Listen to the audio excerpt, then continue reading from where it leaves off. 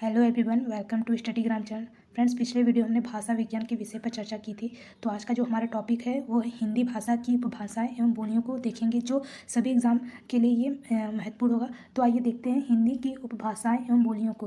तो आइए जानते हैं कि हिंदी की जो उपभाषाएं और इसकी बोलियों को जो विकास हुआ है वो अपभ्रंश की विभिन्न अवस्थाओं की शैलियों से होकर के जो हिंदी की उपभाषा और बोलियों का विकास हुआ है। तो जानेंगे जो अपभ्रंश की विभिन्न अवस्थाएं कौन कौन सी हैं। तो अपभ्रंश की जो है विभिन्न अवस्थाएं देखते हैं। तो सबसे पहले जो है शौर श्रेणी अपभ्रंश है। शौर श्रेणी के बाद अपभ्रंश देखेंगे। तो दूसरा जो अपभ्रंश है वो अर्धमागधी अपभ्रंश है और तीसरा जो है मागधी अपभ्रंश है। तो हम देखते हैं जो शौर श्रेणी अपभ्रंश से इसमें कौन सी जो हिंदी की उपभाषाएं निकली हैं। तो शौर श्रेणी अपभ्रंश से पश्चिमी हिंदी, दूसरा पहाड़ी हिंदी और तीसरा जो है राजस्थानी हिंदी निकली। तो अब जानेंगे कि पश्चिमी हिंदी की जो बोलियों का जो क्षेत्र है वो कौन कौन सा है। तो पश्चिमी हिंदी की जो बोलियों का क्षेत्र है वो उत्तर प्रदेश है, हरियाणा है, दिल्ली, मध्य प्रदेश और बुंदेलखंड। अब देखते हैं कि पश्चिमी हिंदी की जो बोलियाँ हैं उसमें कौन कौन से जो बहुला का प्रयोग किया जाता है। तो पश्चिमी हिंदी के बोलियों में दो प्रकार के बहुला का प्रयोग किया जाता है। तो कौन कौन सी, एक है आकार बहुला और दूसरा है ओकार बहुला। आकार बहुला में देखेंगे तो कौन कौन सी बोलियाँ आएंगी। तो कौरवी और खड़ी बोली। और दूसरा जो है हरियाणवी या बांगरू, जिसको दूसरा नाम कहते हैं हरियाणवी या बांगरू। और कौरवी को दूसरा जो नाम है, अन्य नाम, वो खड़ी बोली है। तो आकार बहुला में दो प्रकार की बोलियाँ आती हैं, मतलब कि खड़ी बोली और हरियाणवी। और अगला जो देखते हैं पश्चिमी हिंदी की बोलियाँ में दूसरा जो बहुला है वो है ओकार बहुला। ओकार बहुला में तीन प्रकार की बोलियाँ आती हैं। कौन कौन सी? तो ब्रज है, बुंदेली है और कन्नौजी है। तो आगे देखते हैं कि विद्वानों के अनुसार दक्षिणी हिंदी को, यानी जो पश्चिमी हिंदी की बोलियाँ हैं, कुछ विद्वानों के अनुसार जो है हिंदी की दक्षिणी हिंदी की जो पश्चिमी हिंदी की वर्ग की बोलियां वो हैदराबाद तथा उसके आसपास प्रचलित है। दूसरा देखते हैं जो है शौर श्रेणी अपभ्रंश से निकली हुई पहाड़ी हिंदी। पहाड़ी हिंदी की जो बोलियों का क्षेत्र है वो हिमाचल है, उत्तराखंड है और नेपाल के कुछ भाग हैं। तो देखते हैं जो पहाड़ी हिंदी की बोलियां हैं उसमें कौन कौन से वर्ग हैं। तो पश्चिमी पहाड़ी और मध्यवर्ती पहाड़ी। मध्यवर्ती पहाड़ी में दो प्रकार की बोलियां, एक कुमाऊनी और दूसरा जो है गढ़वाली। और आगे देखते हैं कि कुछ विद्वान जो इसे खस अपभ्रंश से विकसित मानते हैं। तो प्रश्न से बनता है कि खस अपभ्रंश से कौन सी जो है बोलियों का विकास हुआ है। तो पहाड़ी हिंदी की उपभाषाओं का विकास हुआ है। तो आगे देखते हैं जो तीसरा उपभाषा है वो है राजस्थानी। ये भी जो है शौर श्रेणी अपभ्रंश से विकसित हुई है, राजस्थानी। तो राजस्थानी हिंदी की जो बोलियां हैं वो उसमें ट वर्ग जो है बहुला का प्रयोग किया जाता है। किसमें? तो राजस्थानी हिंदी की बोलियों में। ट वर्ग के बहुला में देखेंगे तो चार प्रकार की जो है उसमें बोलियां आती है। पहला जो है मारवाड़ी यानी पश्चिमी राजस्थानी इसको कहते हैं। दूसरा जो है जयपुरी या ढूढ़ाड़ी, ये पूर्वी राजस्थान में बोली जाती है। और तीसरा जो है मालवी, जो कि दक्षिणी राजस्थानी बोली जाती है। और मेवाती, जो कि उत्तरी राजस्थानी के अंतर्गत बोली जाती है। तो राजस्थानी हिंदी की बोलियों में चार प्रकार की बोलियों का प्रयोग किया जाता है, मारवाड़ी, मालवी, जयपुरी और मेवाती। और जो राजस्थानी वो ट वर्ग की बहुला का प्रयोग होता है। आगे देखते हैं कि अर्धमागधी अपभ्रंश से विकसित जो हिंदी की उपभाषा में बोलियाँ कौन सी। तो अर्धमागधी में देखते हैं तो कौन सी जो है उपभाषाएं निकली। तो पूर्वी हिंदी की बोलियाँ निकली हैं। पूर्वी हिंदी जो है पूर्वी उत्तर प्रदेश व छत्तीसगढ़ में प्रचलित बोलियाँ हैं। तो देखते हैं पूर्वी हिंदी में कौन कौन सी बोलियाँ। तो अवधी बोली हैं, बघेली, छत्तीसगढ़ी, यानी ABCB जिसको बोल सकते हैं, यानी शॉर्टकट में कि पूर्वी हिंदी की कौन कौन सी बोलियाँ। तो अवधी, बघेली, छत्तीसगढ़ी, ये पूर्वी हिंदी है। और किससे विकसित हुई? तो अर्धमागधी अपभ्रंश से। आगे देखते हैं जो है मागधी अपभ्रंश। मागधी अपभ्रंश से विकसित हिंदी की जो उपभाषा है कौन सी है? तो बिहारी हिंदी। तो बिहारी हिंदी में देखते कौन कौन सी बोलियाँ। तो भोजपुरी बोली है, मगही बोली। तो भोजपुरी मगही बोली किससे है? तो बिहारी हिंदी। और ये जो उत्तर प्रदेश के पूर्वांचल जिले के बिहार में बोली जाती है, यानी कि भोजपुरी, मगही। और तीसरा जो है मैथिली, जो कि भारतीय संविधान की 8वीं अनुसूची में भाषा के रूप में शामिल किया गया। तो किसको? तो मैथिली बोली को। आगे देखते हैं कि प्रमुख बोलियां और उनकी उपबोली कौन कौन सी है। तो प्रमुख बोलियों में देखते हैं जो कि ब्रज भाषा ही किसमें है। तो पश्चिमी जो है पश्चिमी भाषा में से। तो ब्रज भाषा जो है जिसको दूसरा नाम जिसको बोल सकते हैं अंतर्वेदी या भुक्सा भी कहते हैं। किसको? तो ब्रज भाषा। अब ब्रज भाषा की जो उपबोली है, तो ब्रज भाषा में जो उपबोली वो डोंगी और जादो वाटी है। आगे देखते हैं अवधी। अवधी, बघेली, छत्तीसगढ़ी किसकी है? तो पूर्वी हिंदी का, यानी कि अर्धमागधी अपभ्रंश से विकसित हुई। तो अवधी में देखेंगे इसके दो जो है अन्य नाम है, बैसवाड़ी या जुडर। और इसकी जो उपबोलियाँ हैं अवधी की वो कोसली है, गहोरा है और जुलाहा है। आगे देखते हैं बुंदेली। बुंदेली जो है उसको बनाफरी या लुधानती भी कहते हैं। इसमें जो तीन प्रकार की बोलियाँ हैं कौन सी? तो पवारी है, बुंदेलखंडी और निबट्टा।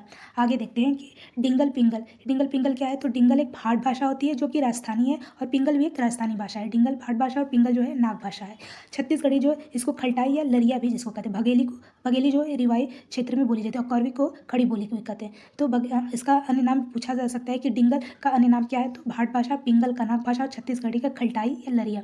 बघेली को रिवाई बोलते हैं और कौरवी को खड़ी बोली। अब आगे देखते हैं कि हिंदी की जो प्रमुख बोलियां और उनके क्षेत्र कौन कौन से हैं।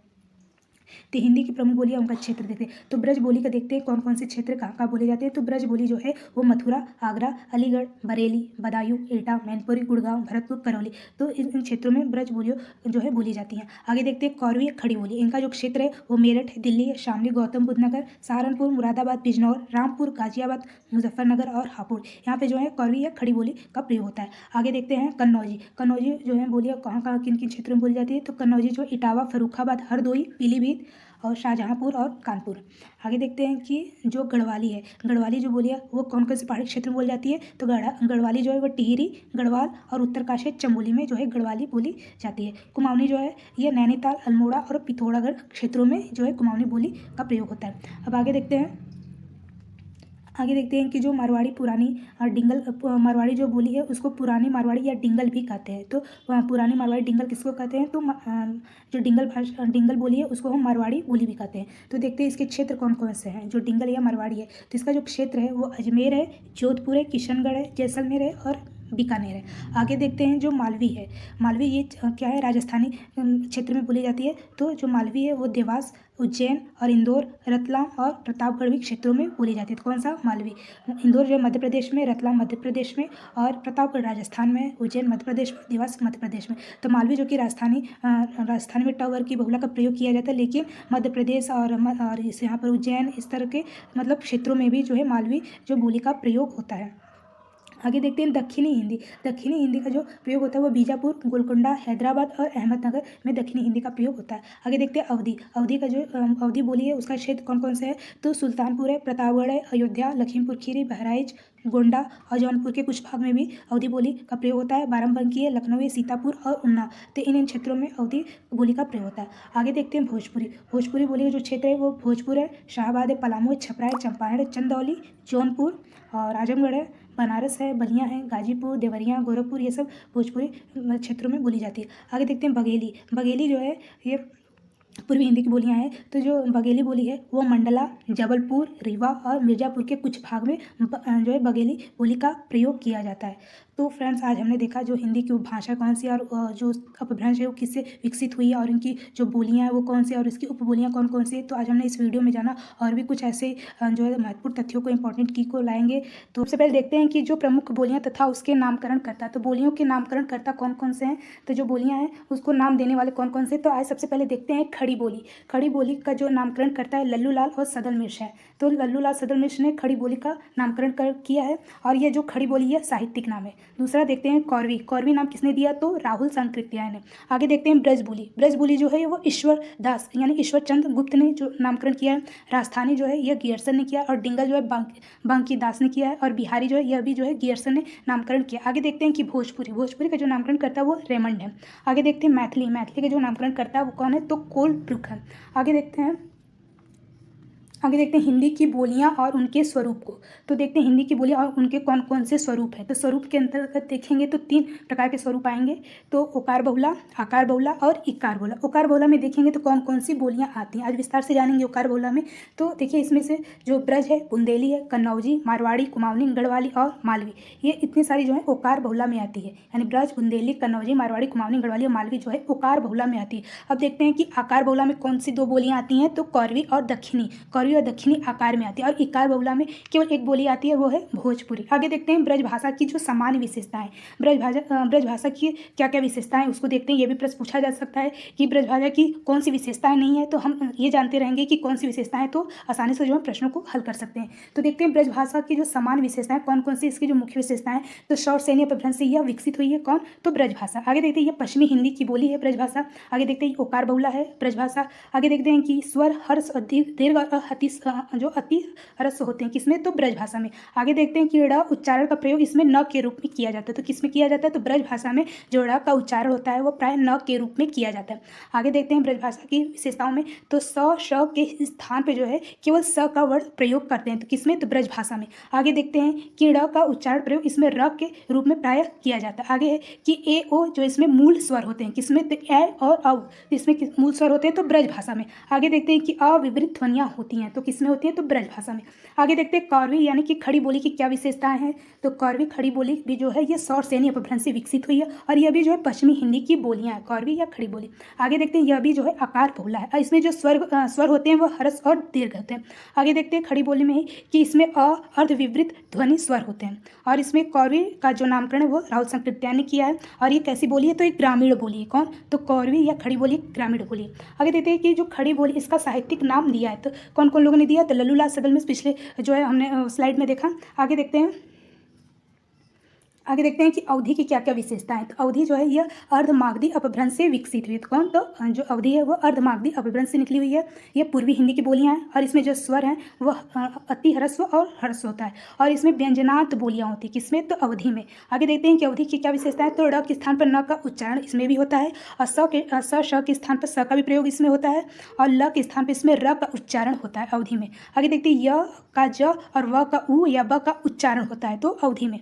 आगे देखते हैं कि ए के स्थान पर आई और औ के स्थान पर औ का उच्चारण होता है। तो किसमें, ये अवधि में, अवधि क्षेत्रों में ऐसे ही बोला जाता है कि एक स्थान पर आई बोला जाता है और औ के स्थान पर औ का उच्चारण होता है और अवधि में जो है असमृद्ध ध्वनियाँ होती हैं। आगे देखते हैं कि भोजपुरी की क्या विशेषता है। तो भोजपुरी बोली की विशेषताएं देखते हैं तो यह मागधी अपभ्रंश से विकसित हुई है। यह बिहारी हिंदी की बोलियां हैं और इसमें इकार बहुला होती है। इसमें कौन सी बहुला है, भोजपुरी में, तो इकार बहुला है। और इसमें स्वर देखते हैं तो अति ह्रस्व है, दीर्घ है और ह्रस्व है और यह भी जो है व्यंजनार्थ बोलियां हैं। इसमें आगे देखते हैं कि ल या ड के स्थान पर र का प्रयोग होता है। आगे देखते हैं कि शब्द के मध्य में र का लोप हो जाता है। तो किसमें र का लोप होता है, तो भोजपुरी बोली में। आगे देखते हैं कि ड़ ध्वनि का इसमें अभाव होता है, यानी इसमें ड़ ध्वनि नहीं पाई जाती है भोजपुरी में। आगे है कि श स ब के स्थान पर इसमें ह का प्रयोग होता है। तो किसमें होता है, श स ब के स्थान पर ह का प्रयोग, तो भोजपुरी बोली में। आगे है कि अंग जो है स्वतंत्र ध्वनियाँ होती हैं, तो किसमें होती है, तो भोजपुरी में। आगे कि इसमें जो अ होता है वह अर्धविवृत ध्वनियाँ होती हैं। तो फ्रेंड्स आज हमने देखा कि अवधि, भोजपुरी, खड़ी या कौरी बोली की विशेषताओं को देखा, इसमें कौन कौन से इसके स्वरूप हैं। तो आज हमने इतना जाना और भी कुछ इसके जो महत्वपूर्ण जो तथ्य होंगे उसको नेक्स्ट वीडियो में ही होगा। तो आइए देखेंगे उत्तर प्रदेश की कौन कौन सी प्रमुख बोलियां हैं। तो उत्तर प्रदेश की बोलियों के बारे में जानेंगे। तो जानते हैं खड़ी बोली। तो खड़ी बोली में हम देखेंगे कि इसमें कौन कौन से जो है महाकाव्य लिखेंगे। तो खड़ी बोली में देखेंगे महाकाव्य जो है वो कामायनी और प्रियप्रवास है। कामायनी किसका है, तो जयशंकर प्रसाद की यह प्रसिद्ध महाकाव्य है।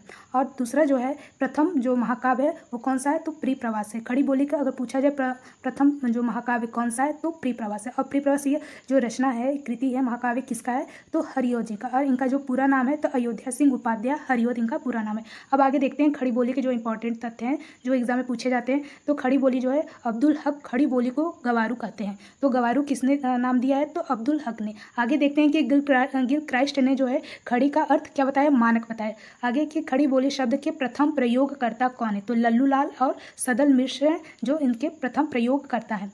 दूसरा अगला देखते हैं, अगला पॉइंट जो है कि खड़ी बोली के प्रथम कवि कौन माने जाते हैं, तो अमीर खुसरो। आगे कि खड़ी बोली का आदर्श मानक रूप मेरठ में बोला जाता है। आगे कि कौरवी का जो नामकरण है वो किसने दिया, तो राहुल संकृत्या ने दिया है। आगे इसका जो क्षेत्र है, खड़ी बोली का जो क्षेत्र है वो मेरठ है, आगरा है, गाजियाबाद, गौतम बुद्ध नगर और हापुड़ इत्यादि जो है खड़ी बोली इन क्षेत्रों में बोला जाता है। आगे है कि कामता प्रसाद गुरु ने जो खड़ी का अर्थ कर्कश बताया। तो खड़ी का अर्थ किसने कर्कश बताया, तो कामता प्रसाद गुरु ने। आगे देखते हैं कि ब्रज भाषा, यह भी जो है उत्तर प्रदेश की प्रमुख बोलियां हैं। तो ब्रज भाषा जो है यह गंगा यमुना के मध्य क्षेत्र को अंतर्वेदी भी कहा जाता है। तो अंतर्वेदी किन बोली को कहा जाता है, तो ब्रज भाषा को।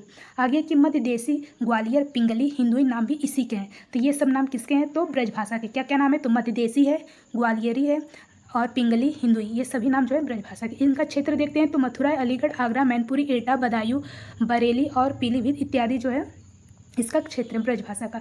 आगे देखते हैं कि जो कृष्ण भक्ति काव्य और रीति काल की जो मुख्य भाषा है तथा आधुनिक काल में ये भारतेंदु युगीन की काव्य भाषा भी रही है। तो कौन सी भाषा रही है, तो ब्रज भाषा है। जो ब्रज बोली ये कृष्ण भक्ति काव्य का भी है और साथ साथ रीति काल में भी बोला जाता है और आधुनिक काल में भी इसका प्रयोग किया जाने लगा। आधुनिक काल में कौन सा, तो भारतेंदु युग में।